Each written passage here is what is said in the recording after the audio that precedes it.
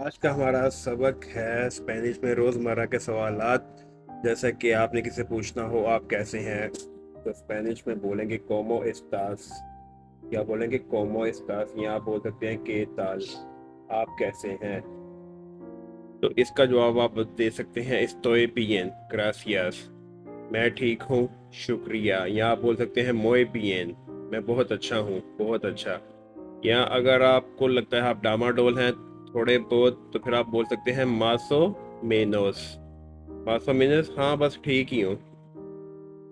अब हमारा दूसरा सबक है आप कहाँ रहते हैं। अगर आपने किसी से पूछना हो आप कहाँ रहते हैं, तो आप बोलेंगे स्पेनिश में दोंदे विवेस। क्या पढ़ेंगे? दोंदे विवेस, आप कहाँ रहते हैं, where do you live.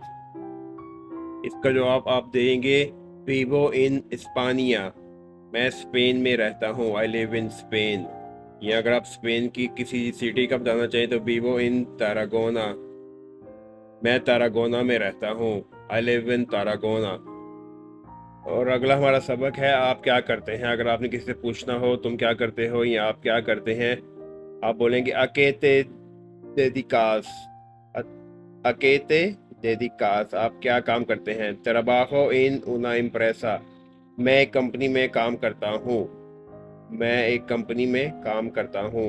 I work in a company, what work do you do. English को भी आप साथ साथ जरा ध्यान दें, स्पेनिश तो आपने सीख ही जानी है।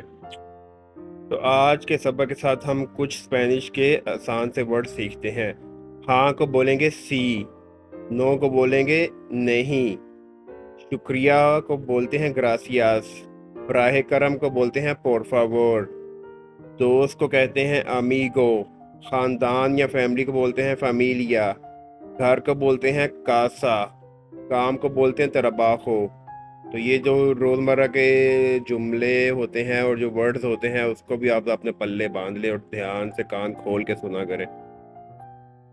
चलो कुड़ियों ते मुंडियों हुन पेपर पेंसिल फाड़ लो हुन थोड़ा इम्तिहान होएगा। तो ये जो नीचे दिए गए जुमले हैं, गुफ्तगू है, इसको आप स्पेनिश में लिखने की कोशिश करें।